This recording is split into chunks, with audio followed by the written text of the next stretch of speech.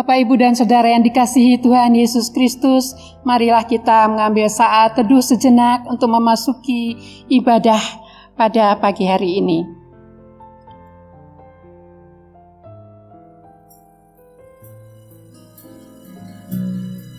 Tuhan adalah kasih. Oleh sebab itu mari kita memuji Dia, memuliakan Dia, karena kasih-Nya tiada duanya untuk kita.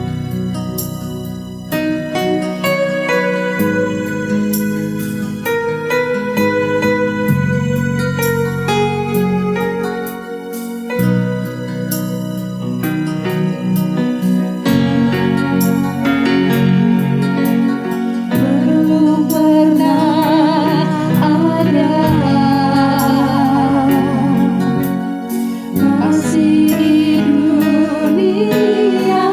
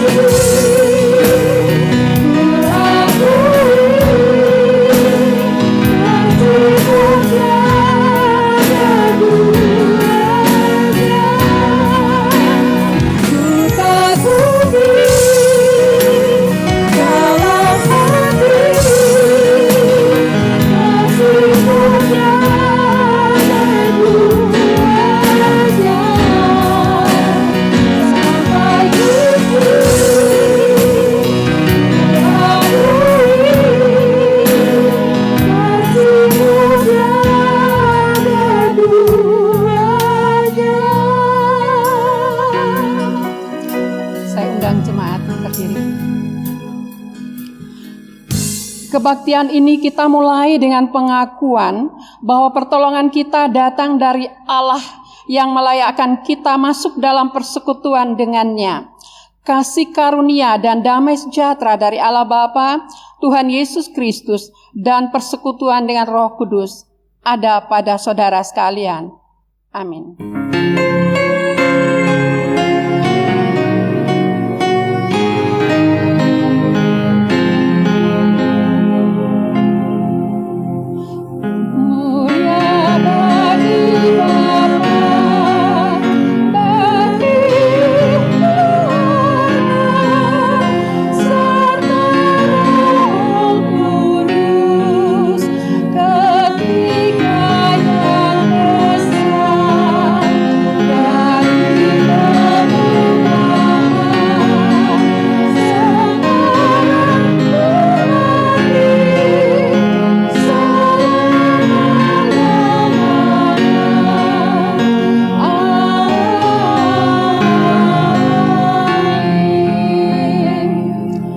Sekalipun aku mempunyai karunia untuk bernubuat, dan aku mengetahui segala rahasia, dan memiliki seluruh pengetahuan, dan sekalipun aku memiliki iman yang sempurna untuk memindahkan gunung, tetapi jika aku tidak mempunyai kasih, aku sama sekali tidak berguna. Amin.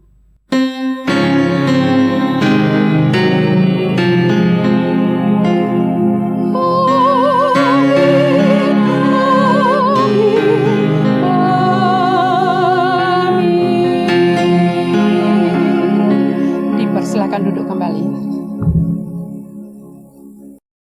Selamat pagi Bapak, Ibu, dan Saudara sekalian. Saya harap kita semua baik-baik saja. Kita masih beribadah di rumah masing-masing. Kita bersyukur karena Tuhan masih beri kesempatan kepada kita untuk beribadah di minggu kedua pada hari ini. Kami tim Saudari Vivi dan Gata, Pak Ponco, Mas Theo, Mas Eser yang bertugas pada hari ini, kami mengucapkan selamat damai kepada Bapak Ibu sekalian. Mari kita menaikkan salam damai. Kita bisa memberi salam kepada anggota keluarga kita masing-masing.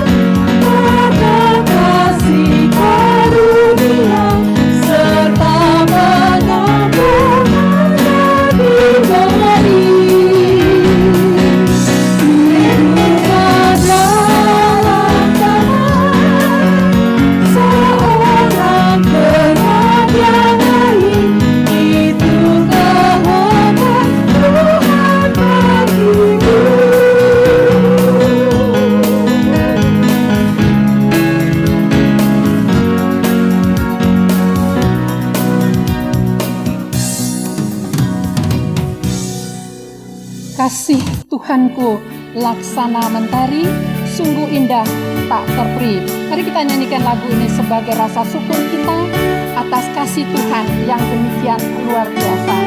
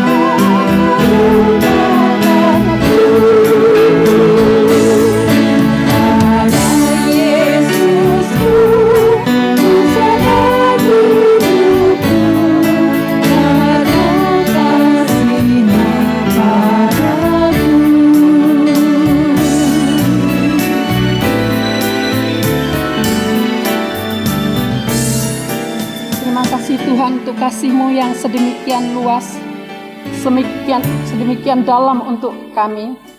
Namun kami sadar bahwa seringkali kami begitu bodoh dengan mempercayakan diri kepada hal-hal yang tidak benar di hadapan hadirat Tuhan.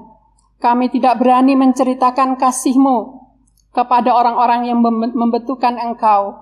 Dan kami juga lalai di dalam menerapkan kasih-Mu di dalam kehidupan kami sehari-hari. Tetapi kami tetap bersyukur bahwa Engkau tidak putus asa untuk menyelamatkan kami.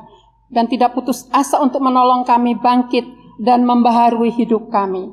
Terima kasih Bapa. Di dalam nama Tuhan Yesus kami berdoa dan mengucap syukur. Saya undang jemaat berdiri.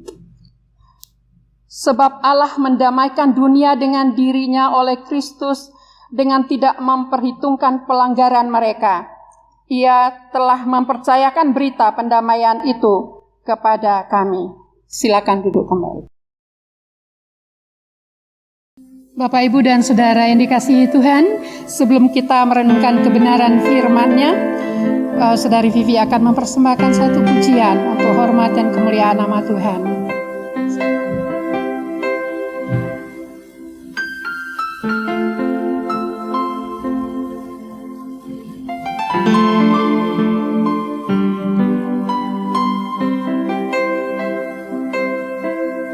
Dalam tangan-Mu ku serahkan hidupku, ku taruh penuh harapku padamu. Kemenanganku hanya ada di dalam janji-Mu. Engkaulah Tuhan pemilik hidupku. Dalam tangan-Mu ku serahkan hidupku, ku taruh penuh harapku padamu. Kemenanganku hanya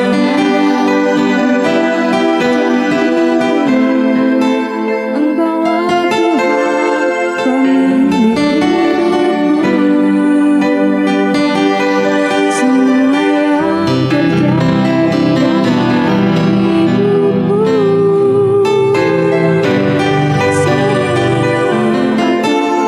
seisi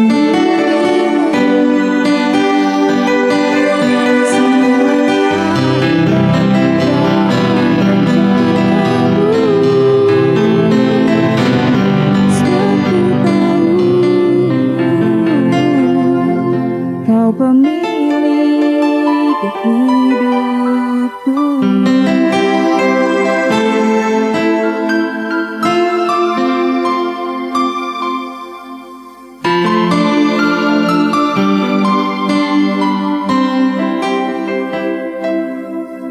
Dalam tangan-Mu ku serahkan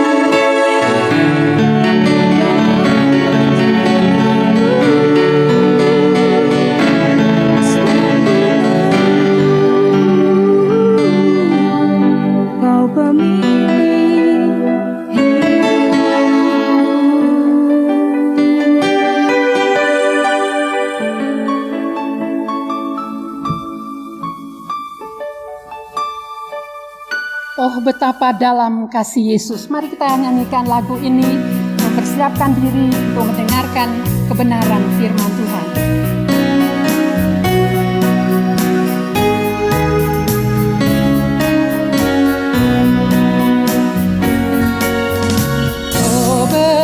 betapa dalam kasih Yesus.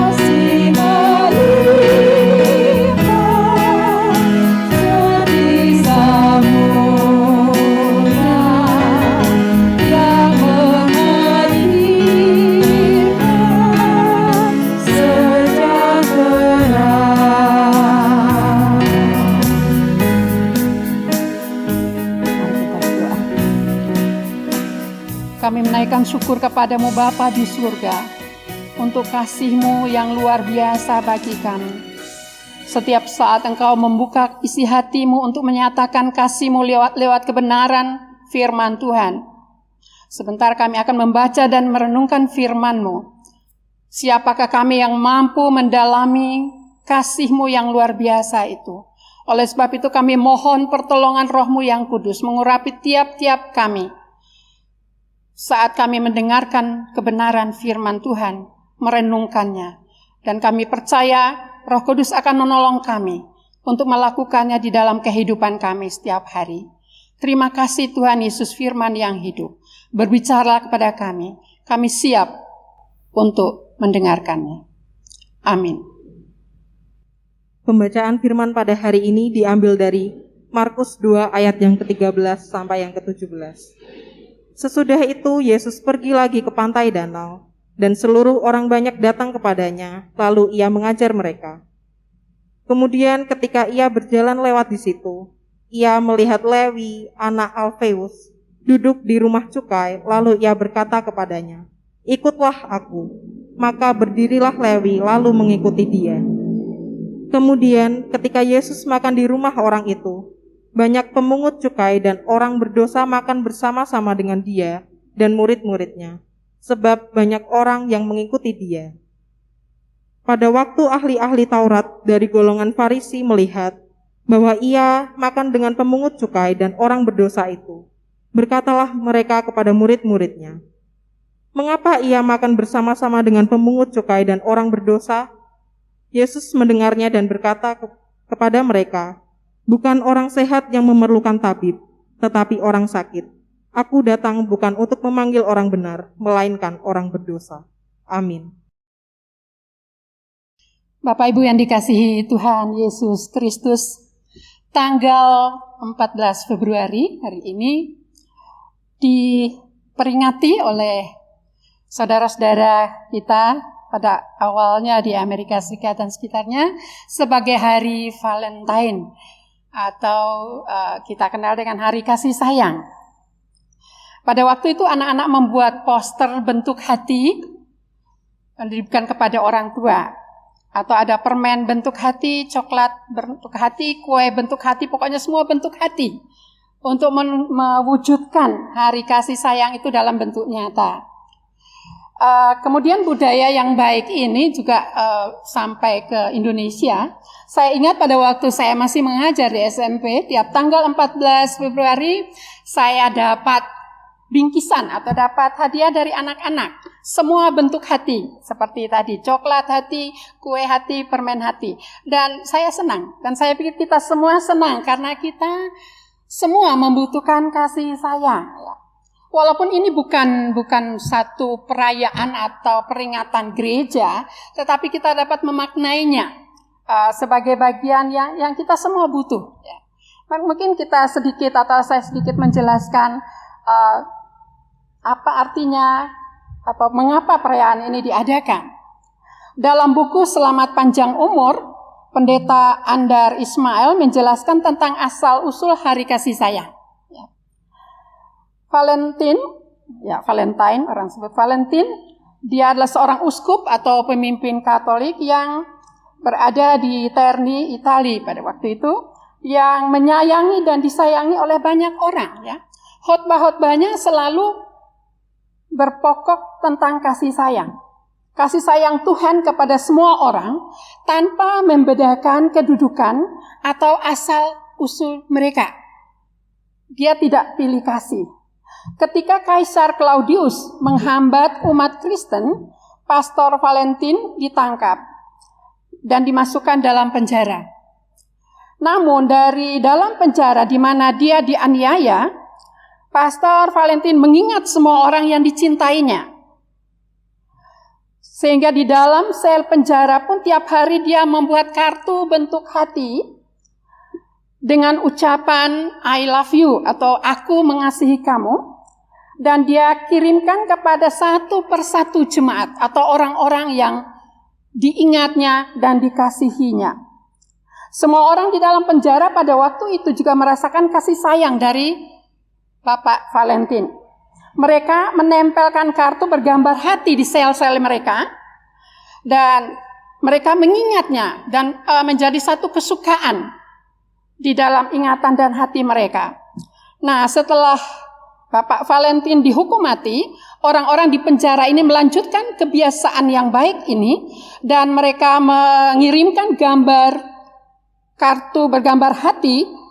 Di kemudian hari, gereja juga menyatakan bahwa Valentine diangkat atau dipilih menjadi santo itu gereja kalau Katolik, seseorang yang melakukan sesuatu yang suci, yang mulia itu diangkat menjadi santo. Kalau perempuan santa juga ada, tetapi kita lihat di sini ada satu penghargaan sehingga dia disebut Santo Valentine.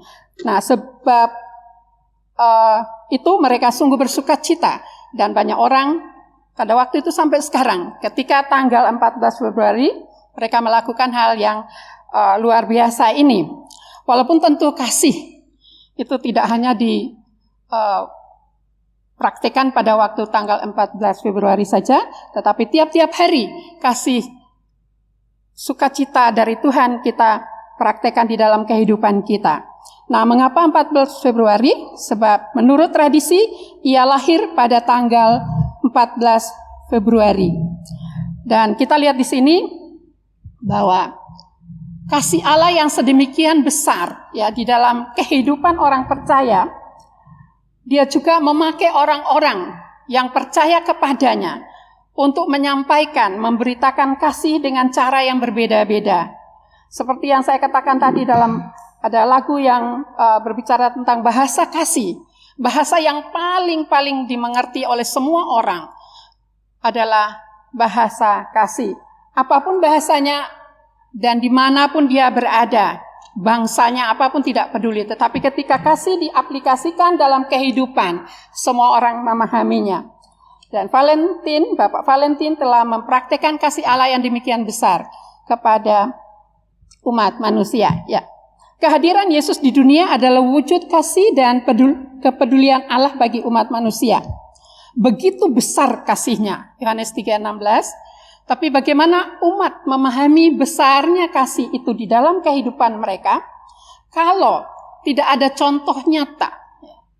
Oleh sebab itu di dalam Yohanes 3:16 ia mengaruniakan anaknya yang tunggal, Tuhan Yesus Kristus sebagai model, sebagai patron atau sebagai contoh kasih Allah ada di dalam dunia.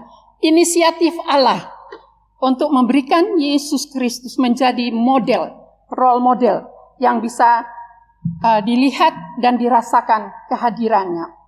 Nah, dalam bacaan kita pada hari ini, Yesus hadir sebagai tabib, ya, yang hendak menyembuhkan orang-orang yang sakit dari berbagai kalangan.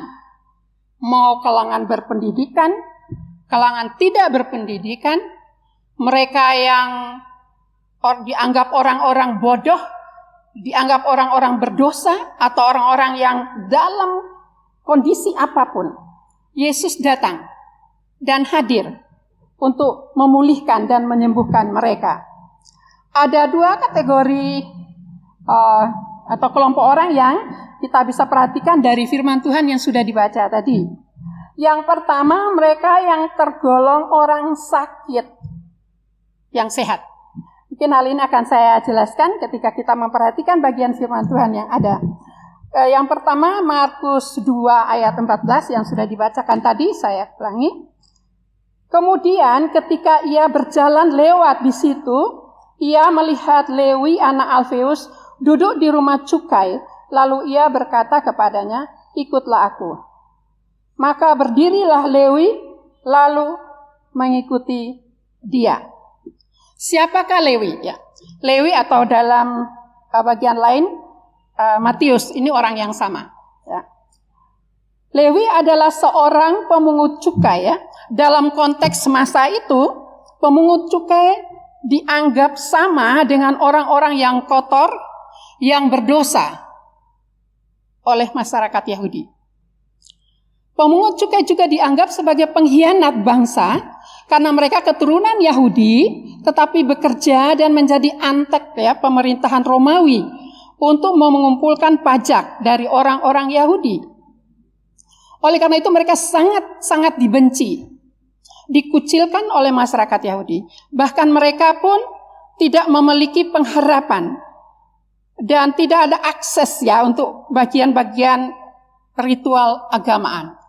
Jadi kalau sekarang ya tidak boleh masuk gereja ya karena saking berdosanya mereka. Nah, dalam kondisi ini sebetulnya mereka sedang menderita sakit ya. Sakit karena dikucilkan. Sakit karena tidak ya dipinggirkan. Walaupun secara fisik ya, fisik mereka hidup dan tentu banyak uang ya. Apalagi disinyalir ketika menagih ya pajak ini mereka selalu mengambil lebih dari yang ditentukan. Mungkin kita ingat Zakheus ya, seorang pemungut cukai. Ketika dia bertemu Yesus, dia katakan, kalau aku sudah merugikan seseorang, aku akan kembalikan 4 kali lipat. Jadi kita lihat di sini, kondisi ini membuat mereka sungguh-sungguh ya tidak berpengharapan. Tetapi di sini Yesus hadir untuk mereka. Ya. Melihat mereka sebagai orang-orang yang tergolong sakit oleh masyarakat atau dirasakan sakit karena tekanan dari masyarakat. Tetapi hati kecil mereka, kalau kita lihat dalam kisah ini, Lewi ketika dipanggil oleh Tuhan, dia langsung bangkit dan mengikut Tuhan. Mungkin dia sudah pernah mendengar tentang Tuhan Yesus. Jadi dari segi fisik dan lingkungan mereka dikucilkan, ya, tidak dipedulikan, tetapi jiwanya, ya, hati kecil mereka ada kerinduan mencari Yesus.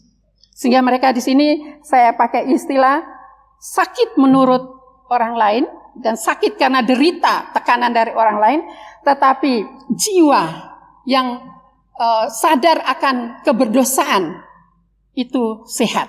Dengan kata lain begini, ketika seorang berada dalam tekanan, mungkin berada dalam dosa, memang dosa yang dilakukan, tetapi ketika dia sadar bahwa dia berdosa dan dia butuh Tuhan, itu adalah tanda kehidupan. Yaitu kelompok yang pertama, Tuhan datang untuk mereka. Tetapi kita lihat juga dalam kelompok yang kedua adalah orang-orang yang tergolong orang lihatnya sehat, tetapi sebetulnya mereka sakit. Adalah golongan Farisi. Saya akan bacakan ayat 16, dikatakan demikian. Pada waktu ahli-ahli Taurat dari golongan Farisi melihat bahwa ia makan dengan pemungut cukai dan orang berdosa itu, berkatalah mereka kepada murid-muridnya, mengapa ia makan bersama-sama dengan pemungut cukai dan orang berdosa? Kelompok yang sakit sebetulnya ya. Mereka adalah orang-orang yang secara keagamaan ya, mereka kelihatannya baik. Ketaatan kepada firman Tuhan dalam arti aturan-aturan Tuhan itu nomor satu. Kita ingat ketika ada orang Farisi dan pemungut cukai berdoa kepada Tuhan, si Farisi datang dan dia katakan, aku bersyukur kepadamu Tuhan karena aku tidak seperti orang Farisi ini.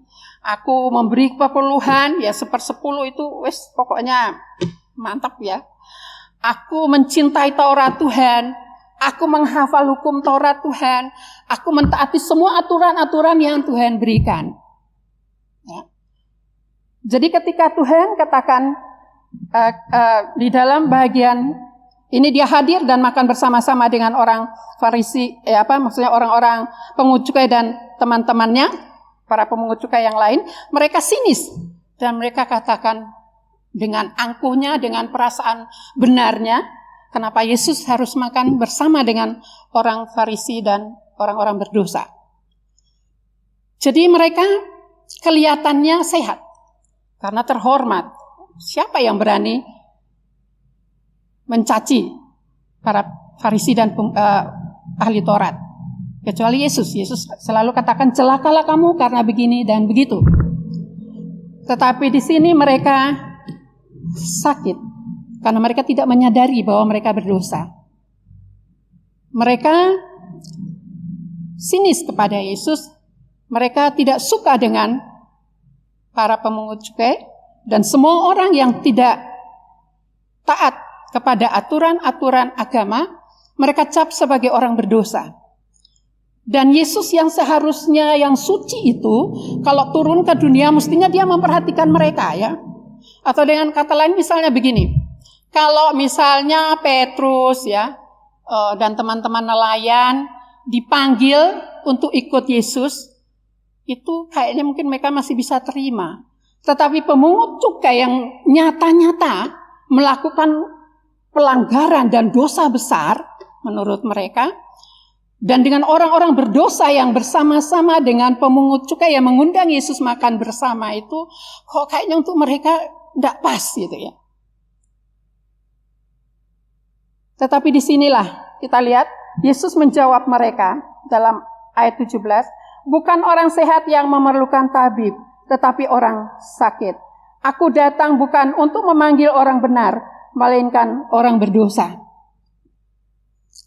Jadi kalau bagian tadi Lewi dan teman-temannya, mungkin dengan penuh sukacita ketika dia ikut Yesus, dia undang teman-teman sesama pemungut cukai yang dicap oleh orang Farisi sebagai orang-orang berdosa.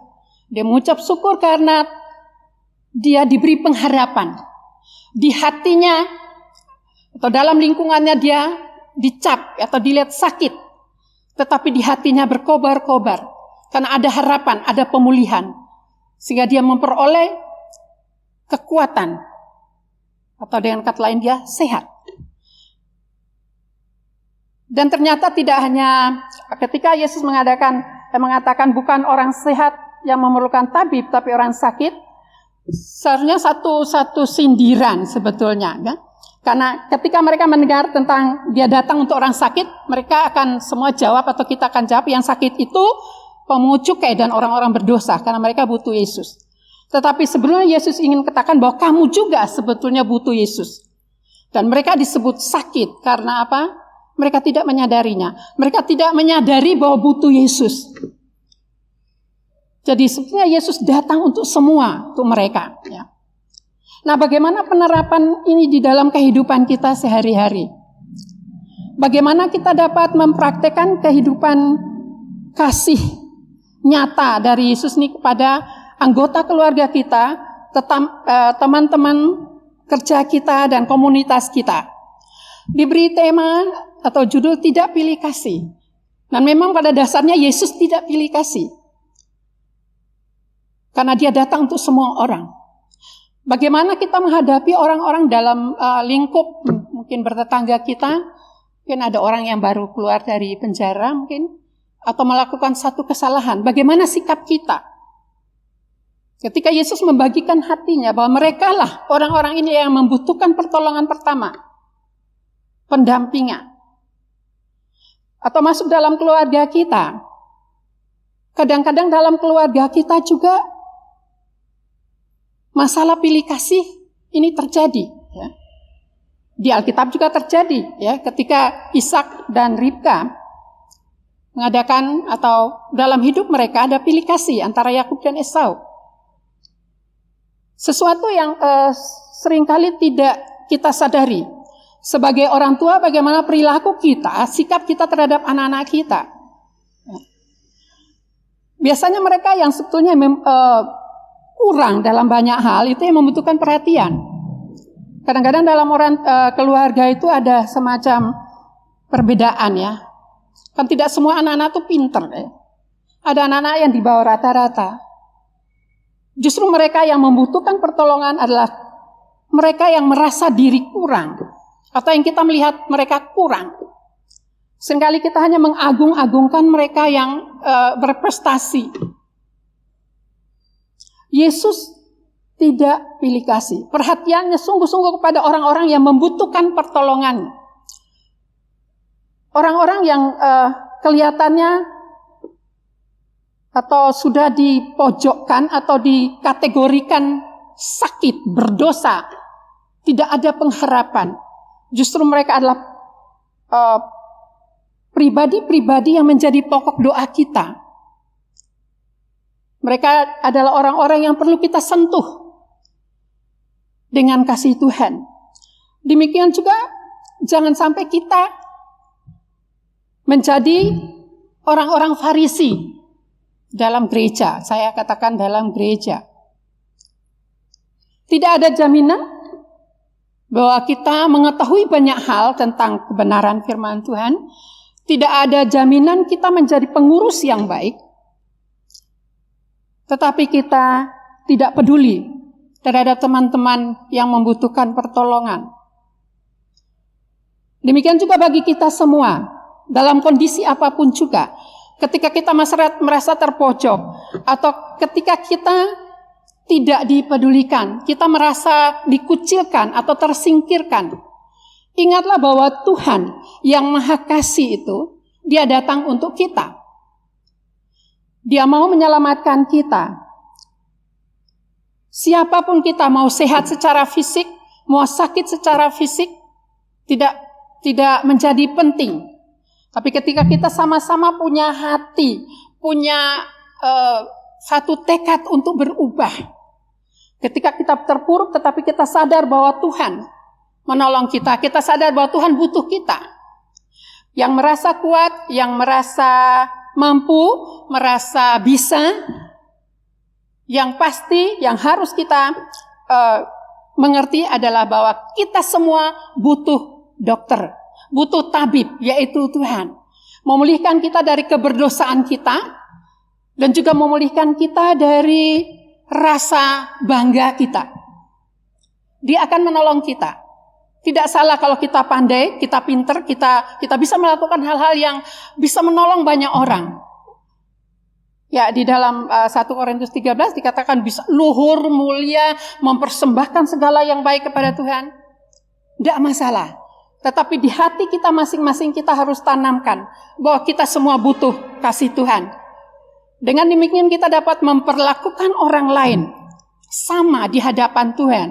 Masing-masing anak-anak kita, teman-teman kita, mau yang suka dengan kita atau yang tidak suka dengan kita, mereka adalah bagian anggota keluarga kita yang dititipkan Tuhan kepada kita untuk menjadi bagian di mana kita dapat menyalurkan, memberkati mereka dengan kasih yang sejati. Inilah bagian firman Tuhan yang kiranya menolong kita masing-masing. Jadi seperti yang saya katakan tadi, bahwa hari kasih sayang tidak hanya dilakukan pada tanggal 14 Februari, tapi setiap hari. Mari kita nikmati dengan cara kita, bagaimana Tuhan menolong kita dengan ketaatan kepada orang tua, dengan peduli kepada orang tua, demikian juga orang tua kepada anak-anak. Baik menantu, baik mertua, mari. Hari kasih sayang. Ya mungkin secara sederhana kita bisa melakukan sesuatu yang membuat dia tersenyum, membuat orang tersenyum, membuat keluarga kita tersenyum. Ini sudah menjadi satu kesukaan bagi kita, bahwa kita dapat berbagi. Kita tidak membedakan satu dengan yang lain. Yesus datang untuk orang Farisi yang dicap berdosa, seberdosa apapun dia. Tetapi ketika dia di hati kecilnya dikatakan, walaupun aku begini ya, tapi Tuhan mau datang untuk aku. Aku akan membuka diri. Aku akan bersuka cita karena dia mengingat aku. Aku yang sudah ada harapan ya. Tidak ada harapan, bukan tidak ada uang. Tidak ada harapan karena begitu berdosanya saya. Tetapi juga bagi mereka yang saat ini mendengarkan firman Tuhan dan sadar bahwa saya tidak harus sombong karena hidup itu adalah anugerah. Dan hidup ini harus dipersembahkan kepada Tuhan. Bertobatlah. Bahwa semua kemuliaan, semua kesuksesan, semua kebaikan yang bisa kita lakukan, tanpa kasih, semua akan sia-sia.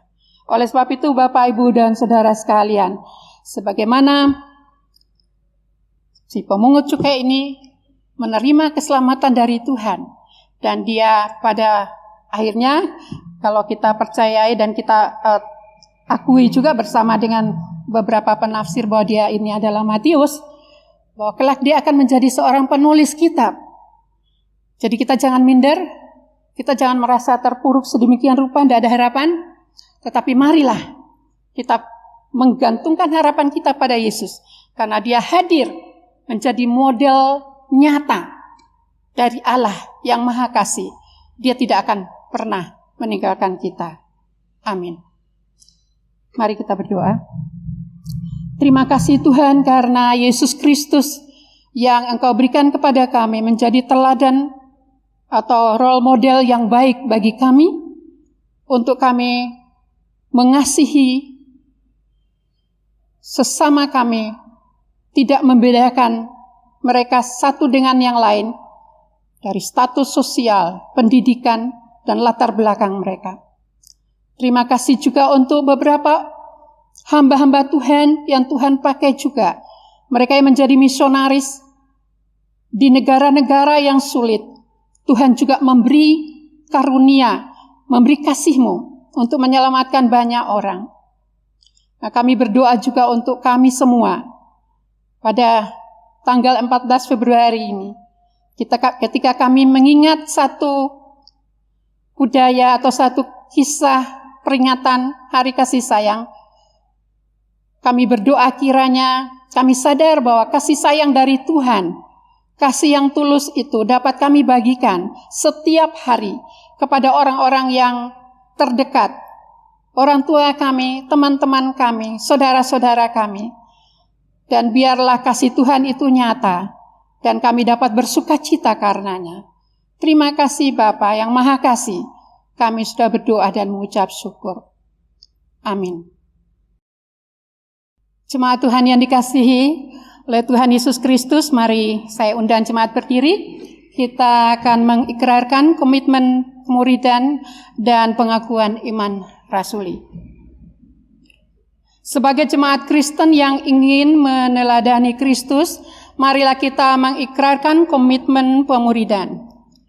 Kami bersaksi bahwa tidak seorang pun dapat sungguh-sungguh mengenal Kristus, kecuali ia yang mengikutinya setiap hari dalam kehidupan. Dan sebagai bagian dari gereja yang am, marilah bersama-sama dengan gereja-gereja di sepanjang segala abad dan tempat, kita mengikrarkan pengakuan iman rasuli. Aku percaya kepada Allah, Bapa yang Maha Kuasa, Khalik langit dan bumi, dan kepada Yesus Kristus, Anaknya yang tunggal Tuhan kita, yang dikandung oleh Roh Kudus, lahir dari anak darah Maria, yang menderita sengsara di bawah pemerintahan Pontius Pilatus, disalibkan, mati dan dikuburkan, turun ke alam maut. Pada hari yang ketiga, bangkit pula dari antara orang mati, naik ke surga, duduk di sebelah kanan Allah, Bapa yang Maha Kuasa, dan dari sana Ia akan datang kembali untuk menghakimi orang yang hidup dan yang mati. Aku percaya kepada Roh Kudus, gereja yang kudus dan am, persekutuan orang kudus, pengampunan dosa, kebangkitan orang mati, dan hidup yang kekal. Amin. Silakan duduk kembali. Tuhan itu baik dan benar, sebab itu Ia menunjukkan jalan kepada orang yang sesat, yang berseru kepadanya. Mari kita naikkan pujian ini, hantarkan aku, untuk memasuki doa-doa syafaat kita.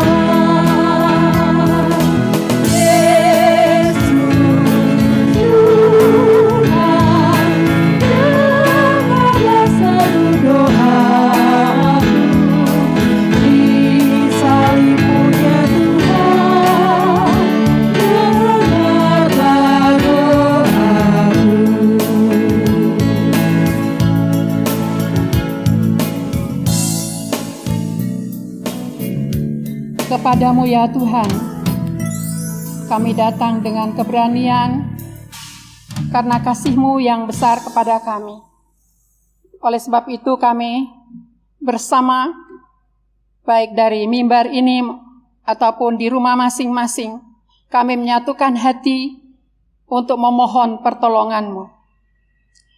Kami berdoa dan menyerahkan jemaat GKMI Jekulo ke dalam tangan Tuhan. Sejauh ini Tuhan sudah memelihara kami dengan sempurna.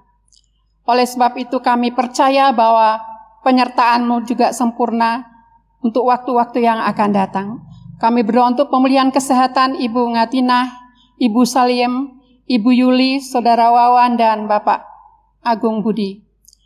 Kami juga berdoa untuk para senior kami yang jauh dari kami, untuk Ibu Yulianti Junaidi, Ibu Lim Yohana, yang ada bersama kami di rumah di Kudus saat ini. Demikian juga untuk Ibu Ngatina, Mbah Ngadina di Poncomulyo. Kami percaya bahwa Tuhan memelihara dan menolong mereka. Demikian juga untuk Ibu Ani Ingtias, Ibu Liptia, Bapak Suharno, Ibu Susilowati, Bapak Purnomo Parmin, Ibu Sutama, Bapak Sajat, Ibu Suwarni. Kami juga berdoa untuk Pak Jasron dan Ibu, Pak Supratnoto dan Ibu, Pak Sugito dan Ibu, Ibu Suprapti, Ibu Paimin, Ibu Sulasmisi, Ibu Yuli, Ibu Watini, Ibu Soleman, dan Bapak. Kami percaya bahwa Tuhan menolong mereka, Tuhan memberi kekuatan mereka sampai saat ini. Demikian juga untuk Bapak Manuel, Ibu Manuel, Bapak Sugeng dan Ibu Sugeng, kami juga mempercayakan mereka dalam segala kondisinya saat ini. Demikian juga Ibu Winarti, Bapak Yatno dan Ibu, Pak Sutanto, Pak Slamet Jatmiko dan Ibu. Kami percaya juga Ibu Eti juga ada dalam perlindungan tangan Tuhan. Demikian kami juga menyerahkan anak-anak muda kami dalam tahap akhir kuliah mereka. Untuk Saudari Agatha, Melina, dan Saudari Shirley, kami terus percaya bahwa tidak hanya ilmu yang mereka dapatkan, tetapi kiranya mereka juga belajar takut akan Tuhan dalam situasi yang tidak mudah saat ini. Untuk anak-anak kami yang di rumah masih dalam proses belajar dan masa transisi kembali belajar di sekolah. Ini pun tidak mudah bagi orang tua dan para guru, tapi kami percaya Tuhan akan memberkati. Demikian juga jemaat yang terus bekerja, baik yang di Kudus maupun di luar kota Kudus. Di tengah pandemi saat ini, kami percaya bahwa Engkau ada untuk mereka. Engkau tahu persis apa yang mereka butuhkan saat ini. Demikian juga pertumbuhan rohani jemaat Tuhan, untuk kesehatan mereka, perekonomian, dan kerjaan. Tuhan, tolonglah kami. Demikian juga untuk Ibu Sri Wahyuni yang berulang tahun dalam waktu ini, Tuhan juga memberkati tahun-tahun ke depan. Untuk Ibu Herna pada saat ini Tuhan sudah karuniai dengan buah kandungan, kiranya Tuhan menolong anak ini untuk dapat menjaga kesehatannya sampai pada waktu melahirkan. Untuk komisi-komisi yang ada di gereja kami, untuk Komisi Perempuan Maria, Kaum Pria Komplit, kami percayakan pengurus dan juga anggota ke dalam tangan kasih-Mu. Kami percaya bahwa mereka kiranya Tuhan tolong untuk menjadi kepala keluarga yang baik dan juga ibu rumah tangga yang mengasihi Tuhan dan dapat mengelola segala yang terjadi di dalam kehidupan rumah tangga masing-masing. Terima kasih Bapak. Kami terus berharap akan pertolongan Tuhan untuk Pos PI Poncomulyo, baik pertumbuhan rohani, juga kesaksian hidup mereka di tengah masyarakat. Masalah perekonomian yang juga dijalani saat ini, ada juga masalah banjir yang terjadi di beberapa wilayah Poncomulyo, serta terputusnya akses ke sana. Kami mohon kiranya Tuhan mencukupkan segala keperluan mereka, dan juga biarlah mereka tetap kuat dan sehat, dan setiap bantuan yang mereka terima dapat dikelola dengan baik untuk mencukupkan keperluan yang ada. Demikian juga kami berdoa untuk pelayanan-pelayanan kami. Minggu ketiga kami akan memasuki masa sengsara. Kami rindu supaya Tuhan menolong kami untuk menikmati momen bersama dengan keluarga, dengan Tuhan. Merenungkan betapa kasih Tuhan kepada kami. Sehingga masa-masa sengsara sampai kepada Paskah kami dapat menerima kekuatan dan semangat yang baru dari Tuhan. Demikian kami berdoa untuk Sinode GKMI, untuk pembangunan gedung Geraha Muria. Kami percaya Tuhan sudah memulai dengan yang baik, Tuhan juga akan menyelesaikan dengan baik pula. Untuk bangsa dan negara kami bersyukur bahwa sampai saat ini Tuhan masih menolong pemerintahan kami, sehingga mereka dapat melakukan tugasnya dengan baik. Berbagai bencana terjadi di tengah situasi saat ini, dan juga penanganan COVID. Terima kasih untuk vaksin yang sudah dapat diberikan kepada para medis kami. Kiranya Tuhan yang sudah menolong kami, memampukan kami juga untuk menjaga diri, menjaga keluarga kami, sehingga semua yang baik yang sudah disediakan oleh pemerintah kami dapat menjadi bahagian yang menyukakan hati Tuhan, dan juga menolong kami semua untuk keluar dari situasi ini. Terima kasih Bapa untuk segala kebaikan-Mu, karena kami tahu Engkau pasti mendengarkan doa kami, dan Engkau akan menjawab sesuai dengan kebutuhan kami. Karena kami datang kepadamu di dalam nama Tuhan Yesus Kristus yang sudah mengajar kami berdoa. Bapa kami yang surga, dikuduskanlah nama-Mu, datanglah kerajaan-Mu, jadilah kehendak-Mu di bumi seperti di surga. Berikanlah kami pada hari ini makanan kami yang secukupnya, dan ampunilah kami akan kesalahan kami, seperti kami juga mengampuni orang yang bersalah kepada kami. Dan janganlah membawa kami ke dalam pencobaan, tetapi lepaskanlah kami daripada yang jahat. karena Engkaulah yang empunya kerajaan dan kuasa dan kemuliaan sampai selama-lamanya. Amin. Bapak Ibu yang dikasihi Tuhan Yesus Kristus, kita mengucap syukur karena Tuhan masih memelihara kita sampai saat ini. Dengan segala keterbatasan yang ada, Dia selalu mengingatkan kita untuk mengucap syukur kepadanya. Mari saya mohon jemaat berdiri, kita akan memberikan persembahan sambil mendengarkan firman Tuhan yang mengatakan demikian. Dan segala sesuatu yang kamu lakukan dengan perkataan atau perbuatan, lakukanlah semua itu dalam nama Tuhan Yesus sambil mengucap syukur oleh Dia kepada Allah Bapa kita. Mari kita berdoa. Terima kasih Tuhan, pemeliharaan-Mu sungguh sempurna bagi kami. Engkau menyediakan segala yang kami perlukan. Engkau juga memberikan kekuatan. Engkau memberikan kesembuhan bagi yang sakit. Engkau memulihkan kehidupan kami. Sehingga pada pagi hari ini kami datang dengan mengucap syukur kepada-Mu lewat persembahan yang akan kami berikan. Kiranya Tuhan sempurnakanlah, sucikan, agar ini merupakan persembahan yang berkenan di hati-Mu. Dan berkatilah setiap sisa uang yang ada pada kami, agar kami dapat kelola dengan baik untuk mencukupkan kehidupan kami sehari-hari. Di dalam nama Tuhan Yesus kami berdoa dan mengucap syukur. Amin. Silakan duduk, kita nyanyikan bersama, taburkanlah benih-Mu.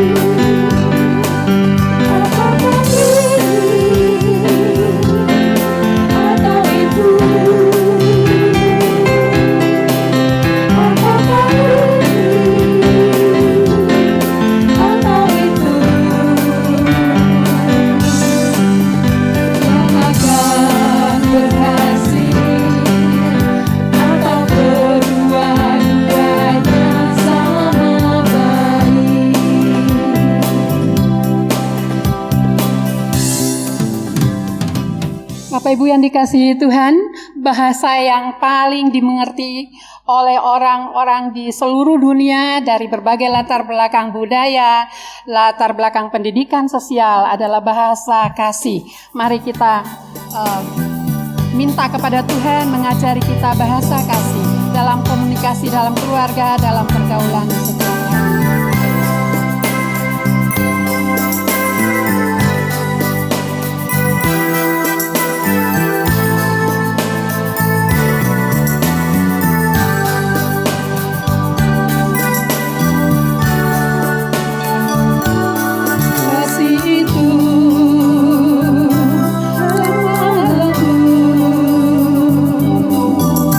Serta senyum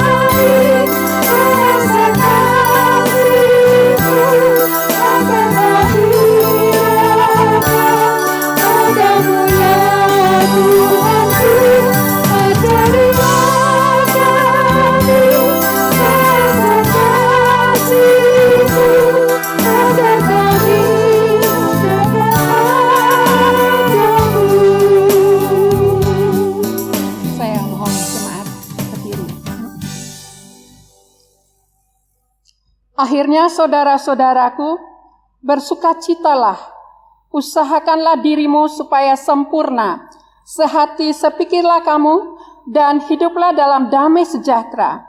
Maka Allah sumber kasih dan damai sejahtera akan menyertai kamu senantiasa. Kasih karunia Tuhan Yesus Kristus dan kasih Allah dan persekutuan Roh Kudus menyertai saudara sekalian. Amin.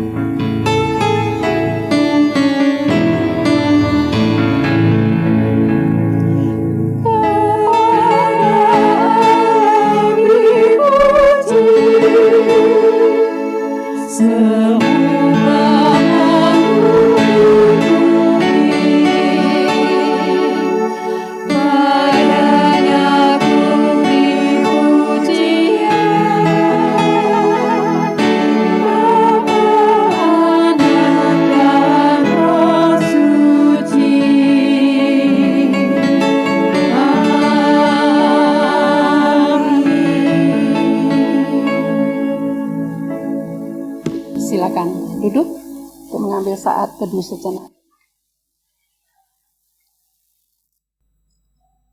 Ya, amin. Ibadah minggu pagi ini sudah selesai dan kiranya Tuhan menolong kita untuk tetap menjalani protokol kesehatan bersama keluarga dan dimanapun kita berada. Jikalau tidak terpaksa, tidak perlu keluar rumah, dan kiranya Tuhan memberkati kita semua. Kita dapat jumpa kembali minggu depan bersama dengan teman-teman di rumah masing-masing. Puji Tuhan. Amin.